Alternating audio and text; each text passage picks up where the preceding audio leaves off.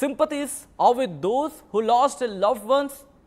Prime Minister Narendra Modi and with all the people of India, we are with you and support you as you hunt down those responsible for this heinous attack. ఇంత దారుణమైన దుర్ఘటనకు పాల్పడిన వాళ్ళని వెతికి వెతికి వేటాడి వేటాడి చంపేయండి. దానికి మేము దన్నుంటాం, దానికి మేము మద్దతు ఇస్తూ ఉంటుంది అమెరికా. ఇదే అంశానికి సంబంధించి తులసి గబార్డ్ రియాక్ట్ అయ్యారు. ఆమె చెబుతున్న ఆ ట్వీట్ని మీరు చూడడం జరుగుతోంది. ఆమె సాదాసీదా మనిషి కాదు. అమెరికాకు సంబంధించి director of national intelligence director ఇటు అమెరికాకు సంబంధించి, అంటే అర్థం చేసుకోవచ్చు అమెరికా ఏ లెవెల్లో సపోర్ట్ రాబోతోందో. ఈ నేపథ్యంలోనే ఇప్పుడు ఏకాకిగా మారుతోంది పాకిస్తాన్. తనకి దన్నుగా ఉంటారు, తనకు మద్దతుగా ఉంటారు అనుకున్న వాళ్ళెవ్వరూ ఇప్పుడు పాకిస్తాన్కి మద్దతుగా నిలవటం లేదు. అందరూ ఒక్కొక్కరిగా మన భారతదేశం వైపే దన్నుగా ఉంటా ఉంటున్నారు, మద్దతు ఇస్తూ ఉంటున్నారు. అదుగు మీరు చూడొచ్చు, ఇప్పటికే దిగుతున్న విజువల్స్కి సంబంధించి మీరు చూడొచ్చు. జైపూర్కి చేరుకున్న సందర్భం ఇటు అమెరికా నుంచి, ఇజ్రాయెల్ నుంచి, దాంతోపాటు బహుశా ఖతర్ కావచ్చు, లేకపోతే సౌదీ అరేబియా కావచ్చు, సబ్జెక్టు కరెక్షన్ అక్కడ. సో మొత్తంగా అయితే మాత్రం ఒక్కొక్కరు కూడా మద్దతుగా తమ విమానాలని పంపిస్తున్నారు, తమ సపోర్ట్ని, తమ మద్దతును వినిపిస్తున్న పరిస్థితి ఉంది. ఇటు వైమానిక పరంగా భారత్ను మరింత దృఢం చేయడం జరుగుతోంది. ప్రపంచ దేశాలు పాకిస్తాన్ ఏకాకిగా మారిపోయింది. కెలుక్కున్నావుగా, కెలకక భారత్నే కెలికావు. నీకు ఎప్పుడో చెప్పాం, వద్దురా ఎన్రా బాబు అంటే ఎనలేదే, అనుభవించు. ఇప్పుడు ప్రపంచ దేశాలు ఎదురు చూస్తున్నాయి. భారత్ ఏం చెప్పబోతోంది, భారత్ ఎటువంటి సమాధానం ఇవ్వబోతోంది. ఇన్నాళ్ళు ఒకెత్తు, ఇప్పుడు ఒకెత్తు. ఇన్నాళ్ళు నువ్వు దాడి చేస్తే తిరిగి ఎదురు దాడికి సంబంధించి మాట్లాడుకున్న పక్షం మాత్రమే. అంతకుముందు ఇంకా ఘోరం అంటూ చర్చ జరిగిన సందర్భాలు కూడా ఉన్నాయి. కానీ ఇప్పుడు అలా కాదు. నువ్వు దాడి చేసే కన్నా ముందే నీ వాళ్ళు, అంటే నీకు సంబంధించి కుక్కలుగా మాట్లాడుకునేవాళ్ళు, నువ్వు బిస్కెట్లు వేస్తే పరిగెట్టేవాళ్ళు, భారత్కు శత్రువులుగా ఉన్నవాళ్ళు, పాకిస్తాన్ ఉగ్రవాదులు ఎక్కడున్నారో వెతికి వెతికి వెతికి వెంటాడి నరికి చంపి, అవును ఎలాగైనా మిమ్మల్ని తుదముట్టించడమే టార్గెట్గా భారత్ వెళ్ళబోతోంది. ఈ నేపథ్యంలో ఇటు భారత్ ఎటువంటి చర్యలకు దిగబోతోంది, భారత్ అటాక్, భారత్ రిప్లై ఎలా ఉండబోతోంది, ఆసక్తికరంగా మారింది. మా ప్రతినిధి మధు అప్డేట్స్ అందించేందుకు సిద్ధంగా ఉన్నారు. Madhu, Tulsi Gabbard US intelligence chief కూడా రియాక్ట్ అయిన సందర్భాన్ని చూసాం. ఎలా మారే అవకాశం కనిపిస్తోంది, ఎటువంటి అటాక్ ఉండే అవకాశం ఉంది, ఎటువంటి చర్చ జరుగుతోంది మధు?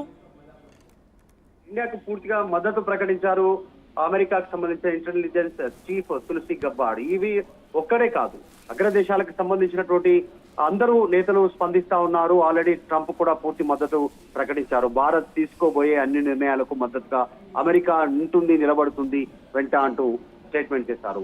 కొద్దిసేపటి క్రితం ఇటలీ ప్రధాని మెలానియా కూడా స్టేట్మెంట్ చేశారు. మోదీకి పూర్తి స్థాయిలో మద్దతు తెలుపుతాం, ఏం చర్యలు తీసుకున్నా అండగా ఉంటాం, అన్ని రకాల సహకారాలు అందిస్తామంటూ ఇటలీకి సంబంధించినటువంటి ప్రధాని కూడా స్టేట్మెంట్ చేశారు. ఇలా ఒక్క దేశం కాదు, ప్రపంచ దేశాలన్నీ కూడా దాదాపు సౌదీ అరేబియా లాంటి దేశాల నుంచి మొదలు పెడితే ముస్లిం కంట్రీస్ గా ఉన్నటువంటి దేశాలు కూడా మద్దతు తెలుపుతా ఉన్నాయి. అయితే ఇండియా పాక్ మధ్య రోజు రోజుకి గంటకి నిమిషానికి ఒక్కొక్క టెన్షన్ వాతావరణం పెరుగుతూ పోతా ఉంది. ఉద్రిక్త పరిస్థితులు ఉన్నాయి ఇరు దేశాల మధ్య. ఏ క్షణంలోనైనా యుద్ధం ప్రారంభమయ్యే సిచ్యువేషన్ కనిపిస్తా ఉంది. సీజ్ ఫైర్ ఒప్పందాన్ని కూడా భారత్ రద్దు చేసుకుంది. మోదీ దాన్ని రద్దు చేస్తూ నిర్ణయం తీసుకోవడం జరిగింది. సో ప్రపంచం ముందు ఒంటరిగా నిలిచిపోయింది పాకిస్తాన్.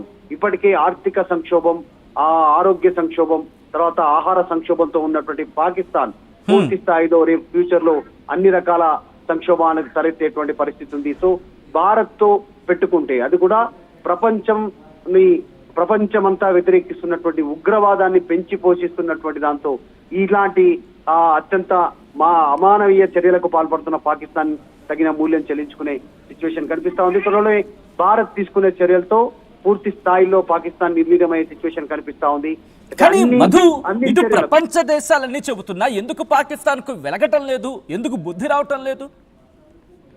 అంటే ఊబిలో కూరుకుపోయినటువంటి సిచ్యువేషన్ ఉంది పాకిస్తాన్ పరిస్థితి. చాలా క్రూషియల్. ఎందుకంటే ఈ రోజు ఈ పాకిస్తాన్ ఆర్మీని కూడా కంట్రోల్ చేసేటువంటి విధంగా హఫీజ్ సయ్యద్ లాంటి ఉగ్రవాద పిచ్చి కుక్కలు, దాంతో పాటు కొద్దిమంది ఇలాంటి వ్యక్తులు ఉన్నటువంటి సిచ్యువేషన్ ఉంది. వారి మాటలే చెల్లుబాటు అయ్యేలా గతంలో చూసాం.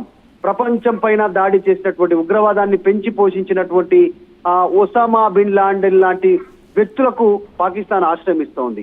భారత్ లో బాంబే లాంటి ఇచ్చినటువంటి సిచ్యువేషన్, భారత్ లో బాంబే వరుస బాంబ్ బ్లాస్ట్లకు పాల్పడినటువంటి దావూద్ ఇబ్రహీం లాంటి అత్యంత నరరూప రాక్షసుడు అయినటువంటి తనకి పాకిస్తాన్ లోనే ఆశ్రయం ఇస్తున్నటువంటి పరిస్థితి. ఒక్కరు కాదు సచిన్, మనం మాట్లాడుకుంటే మొత్తం ప్రపంచ దేశాలలో ఉన్నటువంటి మారణ హోమానికి కారణమైనటువంటి అనేక మందికి పాకిస్తాన్ ఆశ్రయం ఇస్తా ఉంది.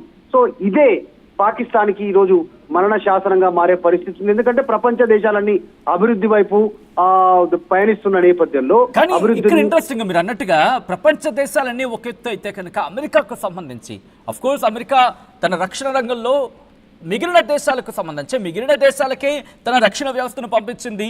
ఇప్పటికీ ఇజ్రాయెల్కి సంబంధించి సపోర్ట్గా ఉన్నది అమెరికా అంటూ చర్చ జరుగుతూ ఉంటుంది. దాంతోపాటు ఆఫ్ఘనిస్తాన్లో టెస్ట్ వేసుకు వచ్చిన సందర్భాలు అప్పట్లో మాట్లాడుకున్న సందర్భం కావచ్చు.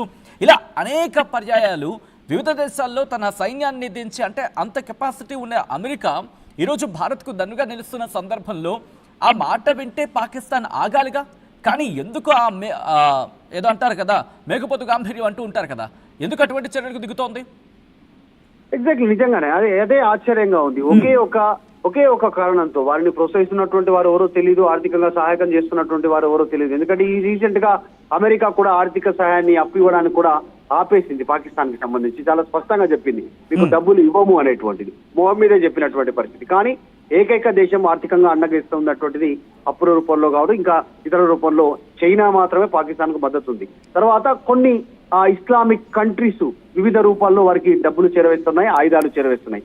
ఇంత జరుగుతున్నప్పటికీ కూడా నిజంగా ఈ రోజు ప్రపంచంలో భారత్ పెద్దన్న పాత్ర పోషిస్తుంది. నరేంద్ర మోదీ ప్రధానిగా